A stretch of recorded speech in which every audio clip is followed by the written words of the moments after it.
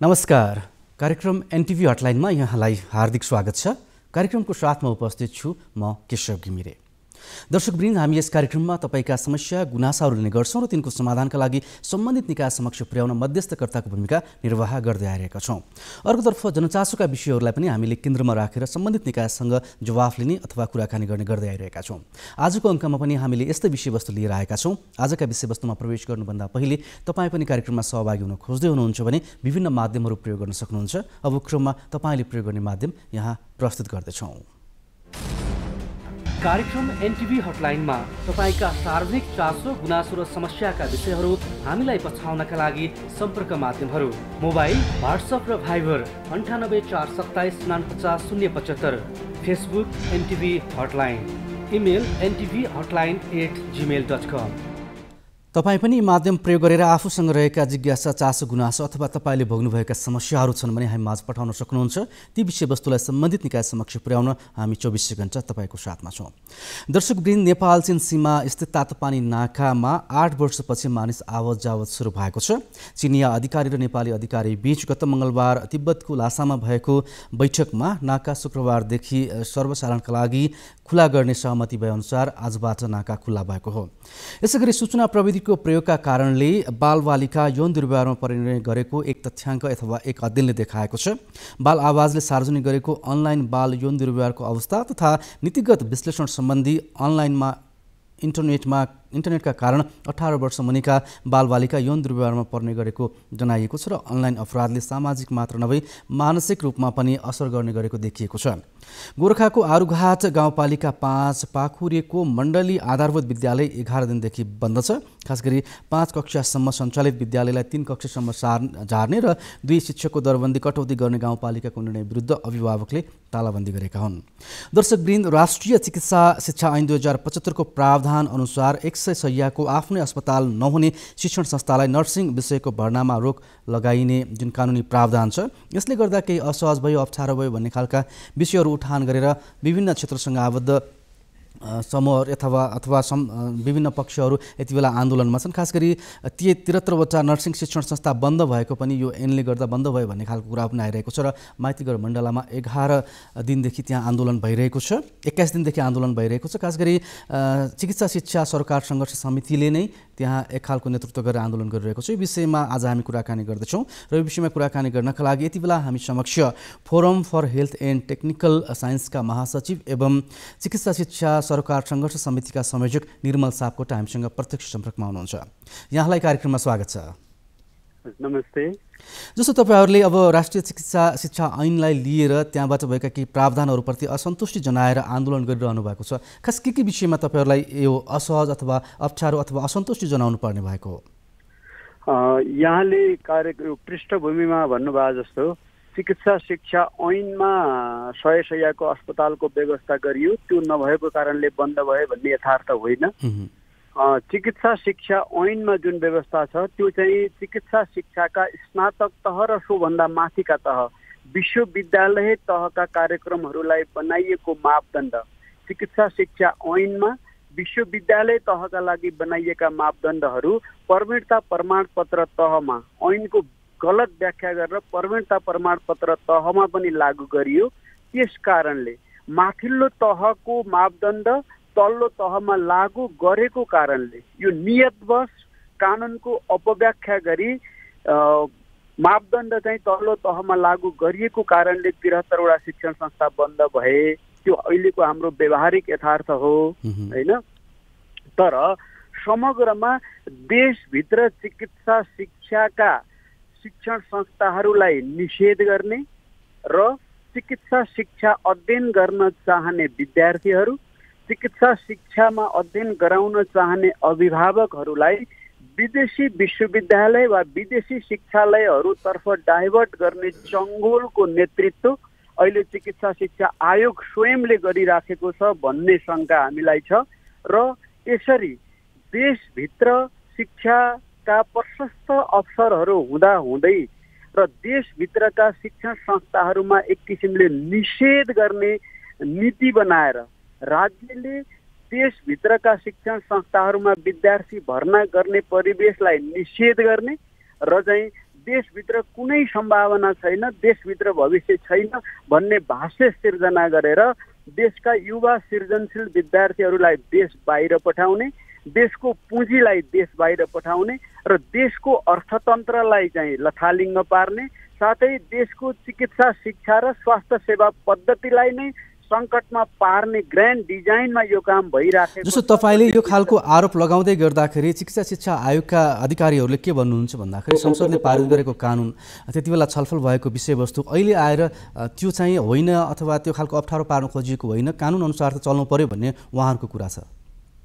कानुन अनुसार चल्ने कुरामा कानुनको अपव्याख्या भएको छ। उहाँले कानुनको एउटा दफा हरेक विषयलाई छुट्टा छुट्टै किसिमले कार्यान्वयन भइराखेको छ। उहाँहरूले आफूले गरेको गल्तीलाई सुधार गर्नुको सट्टा अझ ढाकछुप गर्नेतर्फ उहाँहरू उन्मुख हुनुहुन्छ। मैले यसको अर्को दृष्टान्त यहाँलाई पेश गर्न चाहे।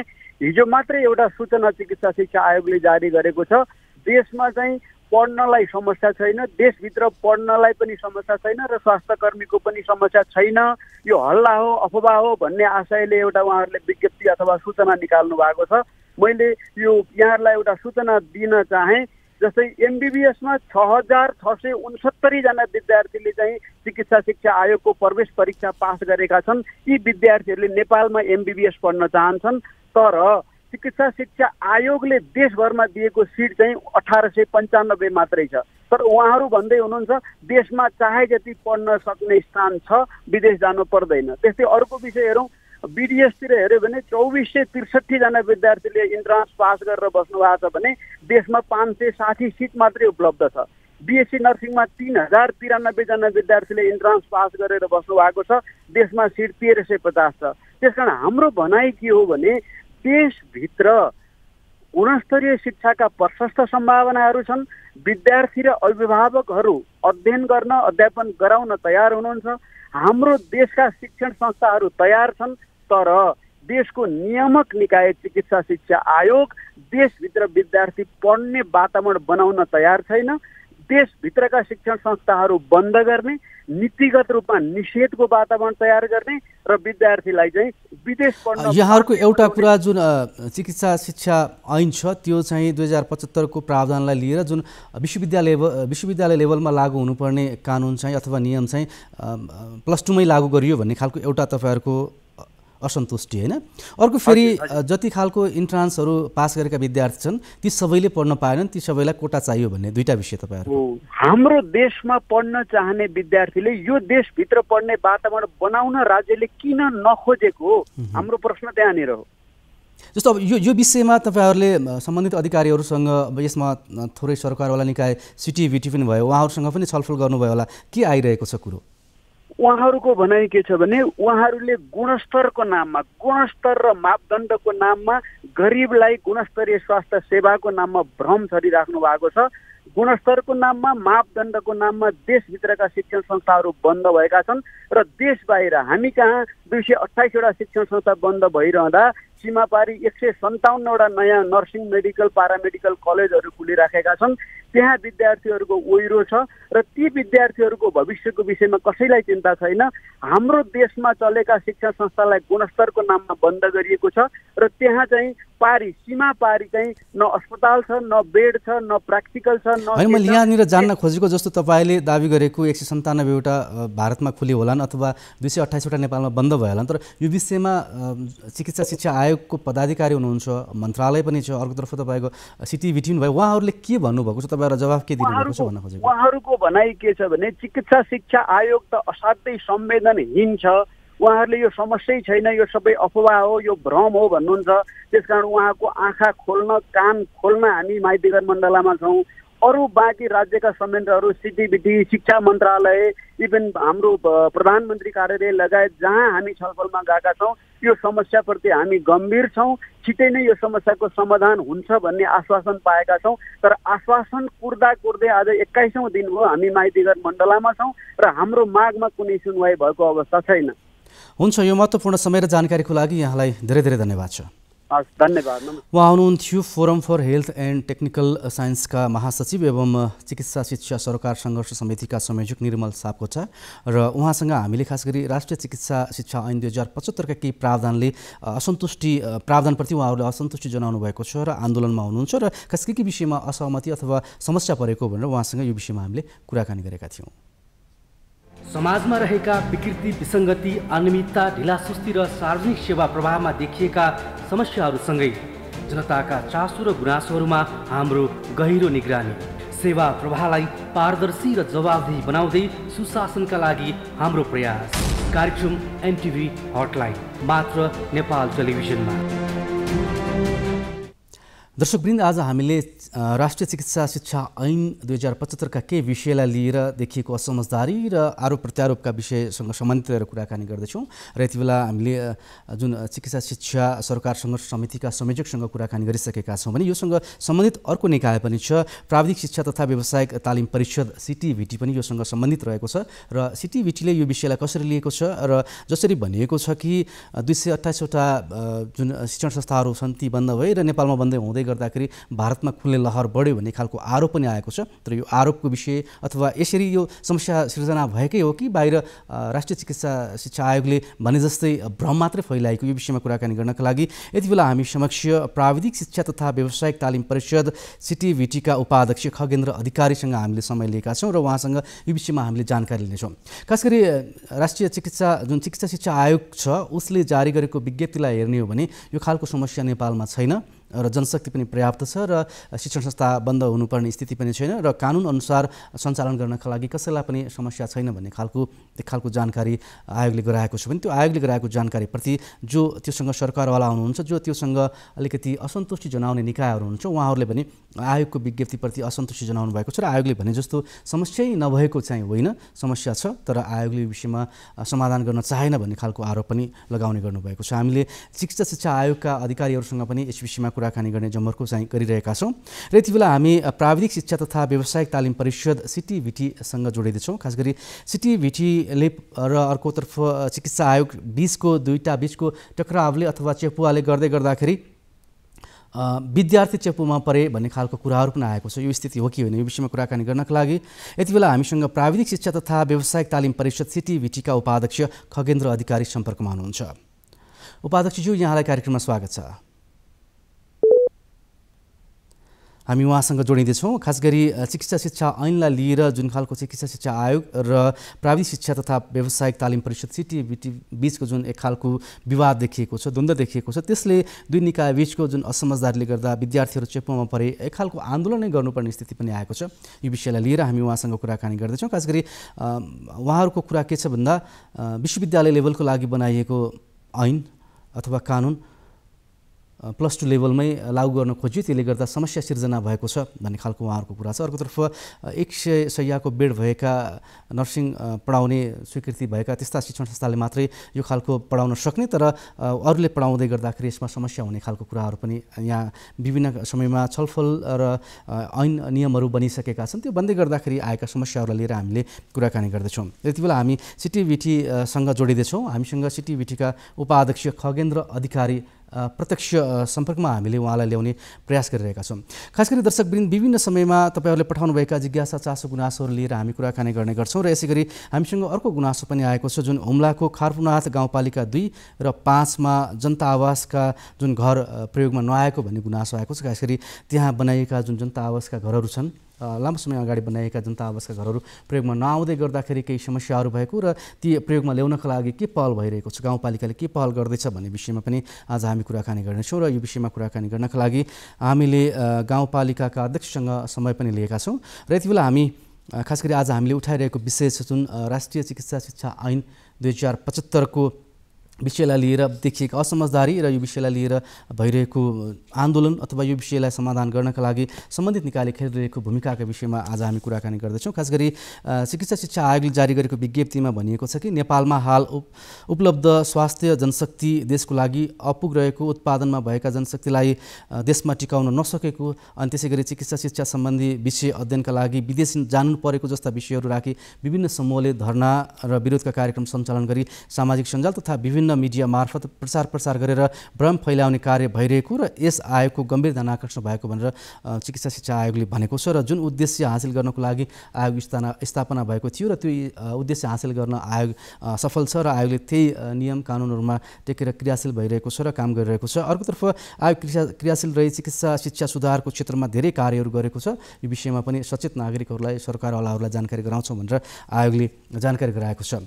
हामी यति बेला प्राविधिक शिक्षा तथा व्यावसायिक तालिम परिषद सिटिभिटीका उपाध्यक्ष खगेन्द्र अधिकारीसँग जोडिँदैछौँ। उपाध्यक्षज्यू, यहाँलाई कार्यक्रममा स्वागत छ। हजुर, धन्यवाद। जस्तो यति बेला चिकित्सा शिक्षा ऐनलाई लिएर माइतीघर मण्डलामा विरोध पनि भइरहेको छ र तपाईँहरूले पनि यो ऐनका कारणले केही समस्या पर्यो भनेर भन्दै आउनुभएको छ। यो चिकित्सा शिक्षा ऐनलाई लिएर आयोग र सिटिभिटी बिचको जुन द्वन्द्वले गर्दाखेरि विद्यार्थीहरू मारमा परे भन्ने खालको कुराहरू पनि आइरहेको छ। खास गरी के समस्या हो र कहाँनिर गएर यो कुरा अल्झिरहेको छ, यहीबाट कुराकानी सुरु गरौँ। एकदम राम्रो कुरा हो सर। यसमा सबभन्दा राम्रो कुरा के हो भने हामीले यो विषयलाई अहिले चाहिँ सबै जनसमूहको बिचमा लानुपर्ने जरुरी पनि छ, किनभने केही कन्फ्युजनहरू हाम्रो बिचमा रहिरहेका छन् अहिले पनि।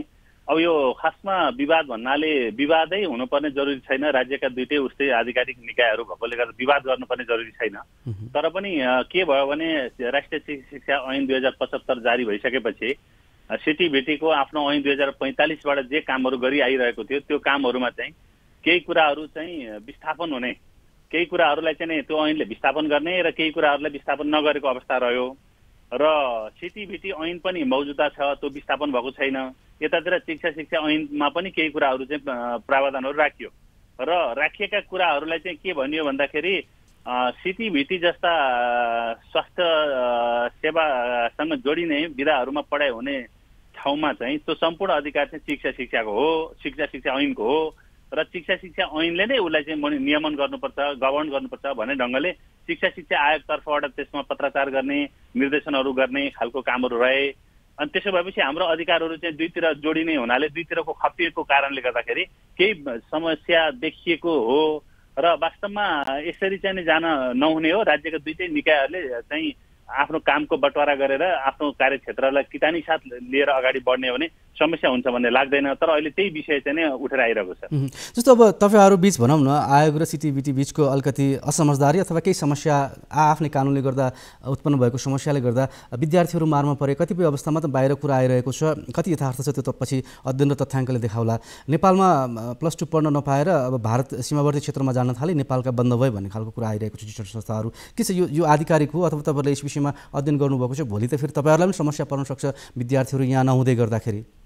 हजुर, अब अहिलेसम्म हामीले पाएको सूचनामा चाहिँ हामीले जे जति सूचनाहरू पाइरहेका छौँ यसबाट हामीले छिमेकी राष्ट्रको चाहिँ बोर्डर एरियामा धेरै कलेजहरू खुलेको कुरा चाहिँ हामीले सूचना पनि पाइरहेका छौँ र धेरै विद्यार्थीहरू त्यता गएको पनि हामीले पाइरहेका छौँ। र अब राष्ट्र ब्याङ्कको तथ्याङ्क अनुसार र राष्ट्रिय योजना आयोगको तथ्याङ्क अनुसार पनि अरबौं अरब रुपियाँ चाहिँ विदेशीको कुराहरू आइरहेको छ। त्यसो भएर विद्यार्थीहरू बाहिर गएको सही कुरा हो। अब बाहिर किन गए त भन्दाखेरि बाहिर किन गयो भने यहाँ पढ्ने अवसर बन्देज गरियो, यहाँ भएका कलेजहरूलाई नियमन गर्ने अथवा तिनीहरूलाई गुणस्तरमा रूपान्तरण गर्ने हिसाबले बन्देज गरियो। जब यहाँ अवसर नपाएपछि त मान्छे बाहिर जाने नै भयो नि। त्यसो भएर हामीले अहिले ऐनको कारणले चिकित्सा शिक्षा ऐन र सिटिभिटीका ऐनमा भएका प्रावधानलाई देखाएर हामीले यहाँ निषेध गरेपछि त मान्छे पढ्न जाने नै भयो र त्यसको लागि छिमेकी मुलुकहरूले चाहिँ अवसर दिने नै भए। र मैले पाएको सूचना अनुसार चाहिँ 163वटा नर्सिङ कलेजहरू चाहिँ खोल्ने गरी भारत सरकारले तयारी गर्यो र धेरै अधिकांश कलेजहरू चाहिँ हाम्रो बोर्डरमा खुलेका छन् र त्यहाँ हाम्रो विद्यार्थीहरू अहिले पढ्न एकदमै घटाखच गएका छन्। त्यति मात्रै होइन, तपाईँको चाहिँ ती पढाइरहेका युनिभर्सिटीहरूले नेपालको हेल्थ प्रोफेसनल काउन्सिललाई सिटिभिटीहरूबाट मान्यता प्राप्त भनेर हेल्थ प्रोफेसनल काउन्सिललाई त पत्राचारै गर्नुभएको छ। उहाँले पारुल युनिभर्सिटीले पत्राचार गर्नुभएको छ, सङ्गम युनिभर्सिटीले पत्राचार गर्नुभएको छ। तपाईँहरू आउनुहोस्, आएर चाहिँ भिजिट गर्नुहोस्, तपाईँहरूका विद्यार्थी यहाँ पढिरहेका छन्, भोलि तपाईँहरूले रजिस्ट्रेसन गर्नुपर्छ भनेर पत्राचार भएको छ। यो सबै कुराले के पुष्टि गर्छ भने हामीले यहाँ निषेध गऱ्यौँ र सारा विद्यार्थीहरू बाहिर गए, धन सम्पत्ति पनि बाहिरियो, बच्चाहरूले दुःख पाए र यहाँ भएका कलेजहरू बन्द भए, कर्मचारीहरूको रोजगारी टुट्यो, राज्यले पाउने चाहिँ रेभिन्यू कट्यो, स्कलरसिपमा पढ्ने विद्यार्थीहरूको अवसर बन्देज भयो, सबै चिज चाहिँ नि हामीले के गर्यौँ भने बिगार्यौँ र हामीले बाहिरतिरको लागि चाहिँ सहजता बनाइदियौँ। यहाँनिर अब जस्तो कानुन अथवा नियमहरू त हाम्रै गुणस्तरको लागि देशकै फाइदाको लागि बन्ने गर्छन्। अब तपाईँहरूले भनेअनुसार अलिकति यो आउँदै गर्दाखेरि समस्या भयो भन्ने खालको तपाईँहरूको तर्फबाट कुरा रह्यो। अब यो समाधान गर्नका लागि आयोग अथवा सिटिभिटी अथवा अन्य सरकारवाला निकायहरू बिचको छलफल समस्या समाधानका लागि त यो जुन 75 मा आएको कानुन त अहिलेसम्म त तपाईँहरूले केही प्रयास गरेर त्यसलाई समाधानतर्फ लैजानुपर्ने, तर त्यो त भएको छैन नि। यो वास्तवमा म सिटिभिटीको उपाध्यक्षको हैसियतले म राष्ट्रिय शिक्षा आयोगको सदस्य पनि हो। मैले तात्कालीन रूपमा सम्माननीय प्रधानमन्त्री केपी शर्मा ओली को चाहिँ अध्यक्षतामा परिषदको बैठक शिक्षा आयोगको बैठक बसिरहेका बेला पनि मैले यी सबै कुराहरू उठान गरेको छु। वास्तवमा यहाँ हाम्रा शिक्षालयहरू बन्द हुने अवस्थामा पुगे र हाम्रा विद्यार्थीहरूले यहाँ अवसरबाट वञ्चित भए। हामीले चाँडै यसलाई एउटा समाधानको बाटो दिनुपर्छ भनेर मैले त्यो बेलादेखि 2077 देखि आजसम्म पनि, त्यसपछि मैले तत्कालीन सामान्य प्रधानमन्त्री शेरबहादुर देउवाज्यूको संयोजकतामा अध्यक्षतामा बसेको शिक्षा आयोगको बैठकमा पनि मैले यो कुराहरू उठाएँ। त्यसपछि मैले वर्तमान सामान्य प्रधानमन्त्रीज्यूको अध्यक्षतामा बसेको बैठकमा पनि यो कुराहरू उठाएँ। म सिटिभिटीको उपाध्यक्षको हैसियतले यो समस्या आयो भनेर मैले चाहिँ हर चाहिँ प्लेटफर्ममा, हर फोरममा, हर बैठकमा उठाइरहेको छु र यो चाहिँ मैले राज्यको ध्यानाकर्षण गराउन खोजिरहेको छु। तैपनि हामी एउटा कन्क्लुजनमा पुगेका छैनौँ। छलफल बहस धेरै भइरहेका छन्, तैपनि अहिले एउटा निचोडमा पुगिसकेको अवस्था छैन। समस्याको बारेमा हामीले सिटिभिटीको तर्फबाट पटक पटक शिक्षा आयोगसँग पनि हामीले पटक पटक बैठक गरेका छौँ, मिटिङ गरेका छौँ, हाम्रा कुराहरू सुनाएका छौँ, उहाँहरूका कुरा सुनेका छौँ र राज्यको पल्लो तहमा पनि हामीले पटक पटक यो कुराहरू लगेका छौँ। मान्य सांसदहरूसँग पनि यो कुरा लगेका छौँ र सबै ठाउँमा हामीले यो समस्यालाई दर्ज गराएका छौँ र हामीले ध्यानाकर्षण गराएका छौँ। जस्तो अब हामी उपल्लो निकाय भनौँ न, उपल्लो निकायहरूको बिचको यो अलिकति असमझदारी र टक्रावले गर्दाखेरि भविष्य बनाउँदै गरेका विद्यार्थीहरूमा त नराम्रो असर पर्ने देखियो। के भन्नुहुन्छ? असाध्यै नराम्रो असर पर्यो। यसमा म असाध्यै दुखी छु। सिटिभिटीको उपाध्यक्षको हैसियतले म सम्पूर्ण त्यो दुःख पाउने विद्यार्थीहरू, अभिभावकहरू र आम श्रोताहरूको बिचमा म क्षमा चाहन्छु, दुःख व्यक्त गर्न चाहन्छु। हामीले वास्तवमा यो अवसर एउटा विचारहरूलाई बन्देज गऱ्यौँ, अभिभावकहरूलाई दुःख दियौँ। यो चिज हामीले निराकरण गर्नु पर्थ्यो, हामीले समाधान गर्नु पर्थ्यो, तर एकतर्फी समाधान प्रयासले मात्रै सम्भव भएन। हामीले राज्यको पल्लो तहमा यो कुराको ध्यानाकर्षण गराइसकेका छौँ र अहिले त छलफल, वार्ता र सहमतिका प्रयासहरू भएको छ। मलाई विश्वास छ चाँडै यो समस्या समाधान हुन्छ र विद्यार्थीले यहाँ पढ्न पाउने अवसर हुन्छ, अभिभावकहरूले यहाँ पढाउन पाउनुहुन्छ र यहाँ जे चिजमा चाहिँ असजिलो अप्ठ्यारो बनेको छ त्यो सबै चिज चाहिँ फेरि ट्र्याकमा आउँछ र हामीले सहज ढङ्गले हामीलाई बालबच्चाहरूलाई शिक्षा प्रदान गर्ने अवसर मिल्छ भन्ने मलाई विश्वास छ। हुन्छ, यो महत्त्वपूर्ण समय र जानकारीको लागि यहाँलाई धेरै धेरै धन्यवाद छ। हस्, धन्यवाद आदरणीय मेरा।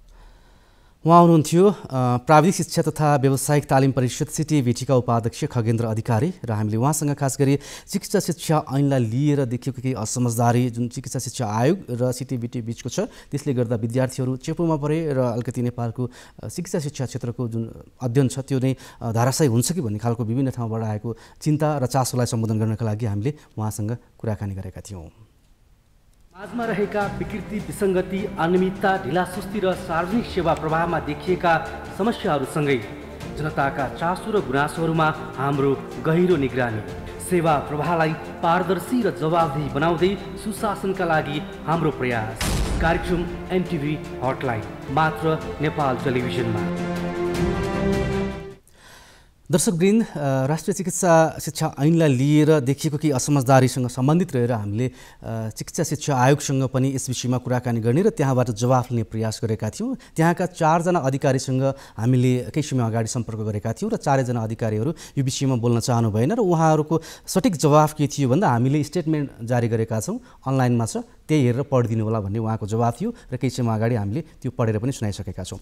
आजको अर्को विषय छ, खास गरी हुम्लाको खारपुनाथ गाउँपालिका 2 र 5 मा जनता आवासका घर प्रयोगमा नआएको गुनासो आएको छ र खास प्रयोगमा किन आउन सकेनन्, त्यहाँ सरकारको लगानी छ, लगानी भएका संरचनाहरू किन प्रयोगमा नआएर बिग्रिँदैछन् अथवा धाराशय बन्दैछन् अथवा उपयोगमा आउन सकेका छन्, यो विषयमा कुराकानी गर्नका लागि हामी समक्ष यति बेला हुम्ला स्थित खारपुनाथ गाउँपालिकाका अध्यक्ष कर्णबहादुर रावल प्रत्यक्ष सम्पर्कमा हुनुहुन्छ।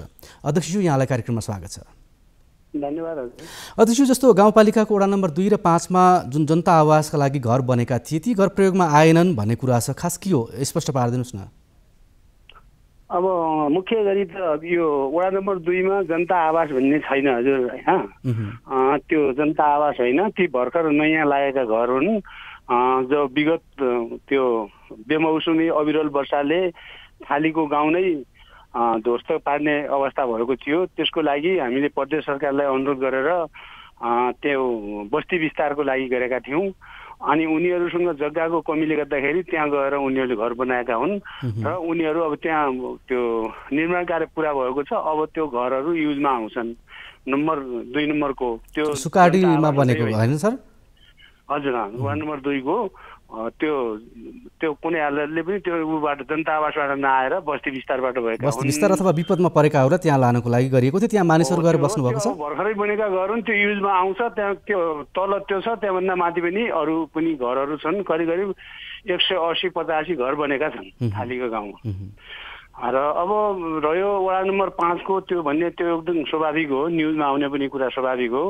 अब पहिला हामी स्थानीय निकायको यो अहिले जुन हाम्रो संघीयता आउनुभन्दा पूर्व नै ती घर बनिसकेको अवस्था हो र त्यो घरमा नबस्दाखेरि म त पहिलोपटक पनि गाउँपालिकाको अध्यक्ष भए हुनाले मैले धेरै पटक त्यो बस्तीमा चाहिँ गाउँपालिकासँग जोडिएको बस्ती भए हुनाले मैले धेरै पटक उनीहरूको सेवा सुविधा समेत पनि रोक्ने काम गरियो हैन। त्यहाँ किन बसिन्न, त्यहाँ बस्नु पर्यो भन्ने हिसाबले हामीले टाइम उहाँहरूसँग कोअर्डिनेसन गरेर सेवा सुविधा पनि रोक्दाखेरि त्यही आज फेरि आयो मिडियाले हैन, एउटा दलित जस्तो व्यक्तिको सेवा सुविधा गाउँपालिकाले किन रोक्यो भन्ने कुरा आयो। अनि त्यो भए हुनाले अब हामीसँग अब त्यस्तो आन्तरिक स्रोत छैन। हामीले अब पुलिस प्रशासन हामीले व्यवस्था हाम्रो आन्तरिक राख्न सकेका छैनौँ।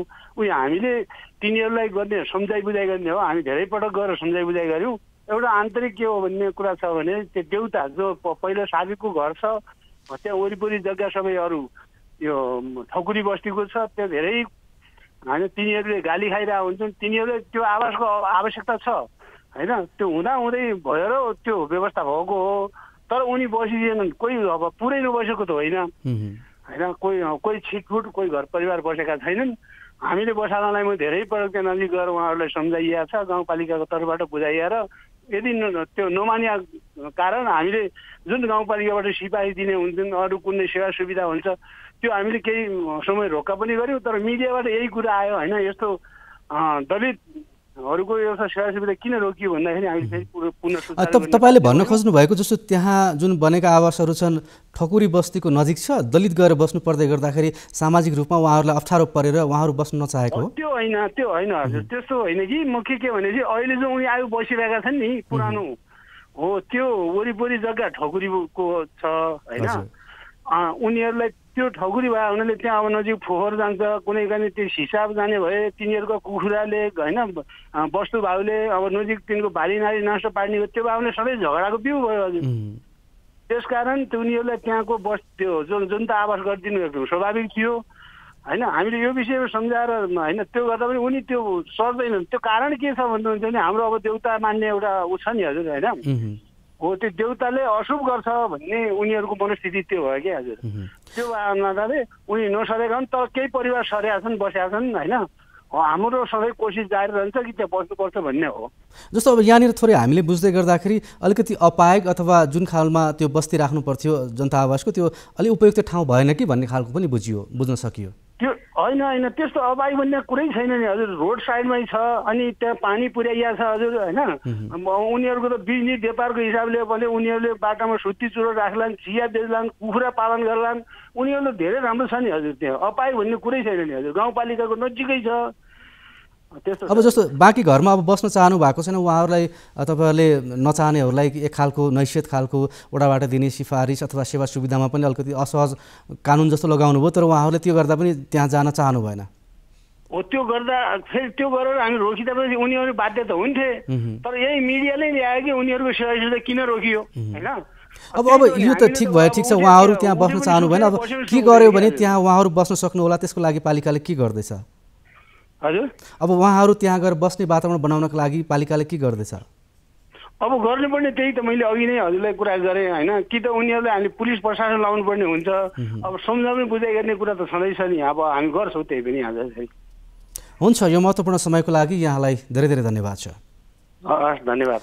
उहाँ हुनुहुन्थ्यो हुम्ला स्थित खारपुनाथ गाउँपालिकाका अध्यक्ष कर्णबहादुर रावल र हामीले उहाँसँग खास गरी जनता आवासका लागि वडा नम्बर 5 मा बनेका केही घर र अर्कोतर्फ विपद व्यवस्थापनको लागि वडा नम्बर 2 मा बनेका केही घरहरूमा मानिसहरू गएर नबसेको, जसको लागि बनाइएको र उनीहरूले प्रयोग नगरेको भन्ने खालको कुराहरू आएको थियो। त्यसमा गाउँपालिकाले के कसरी हेरिरहेको छ, कसरी व्यवस्थापन गर्दैछ भन्ने विषयमा केन्द्रित रहेर कुराकानी गरेका थियौँ। दर्शकवृन्द, आज हामीले दुईवटा विषयमा केन्द्रित रहेर कुराकानी गऱ्यौँ। आजका लागि कार्यक्रमको समय सकिने लागेको छ। कार्यक्रमबाट बिदा माग्नुभन्दा पहिले तपाईँ पनि कार्यक्रममा सहभागी हुन खोज्दै हुनुहुन्छ भने विभिन्न माध्यमहरू प्रयोग गर्न सक्नुहुन्छ। अब क्रममा तपाईँले प्रयोग गर्ने माध्यम यहाँ प्रस्तुत गर्दछौँ। कार्यक्रम एनटिभी हटलाइनमा तपाईँका सार्वजनिक चासो, गुनासो र समस्याका विषयहरू हामीलाई पछाउनका लागि सम्पर्क माध्यमहरू: मोबाइल, व्हाट्सएप र Viber 98 427 49 075, Facebook NTV hotline, email ntvhotline@gmail.com। तपाईँ पनि यी माध्यम प्रयोग गरेर आफूसँग रहेका जिज्ञासा, चासो, गुनासो अथवा तपाईँले भोग्नुभएका समस्याहरू छन् भने हामी माझ पठाउन सक्नुहुन्छ। अर्कोतर्फ सार्वजनिक महत्त्वका विषयमा देखिएका व्यतिथि अनियमिततासँग सम्बन्धित अथवा कुनै कार्यालय अथवा कुनै सङ्घ-संस्थासँग जुन नियमसङ्गत हुनुपर्ने कार्यहरू छन्, भएका छैनन्, तपाईँहरूलाई समस्या परिरहेको छ, त्यो खालको गुनासो छ भने पनि हामी माझ पठाउन सक्नुहुन्छ। ती विषयवस्तुलाई हामी क्रमशः कार्यक्रममा समय दिँदै जानेछौँ। हवस्, आजका लागि कार्यक्रम एनटिभी हटलाइनको समय यति नै। अर्को अङ्कमा नयाँ विषयवस्तुसहित तपाईँ हाम्रो भेट हुनेछ। तबसम्मको लागि कार्यक्रमबाट हामी सबै बिदा भयौँ। तपाईँ भने नेपाल टेलिभिजन हेर्दै गर्नुहोस्। नमस्कार।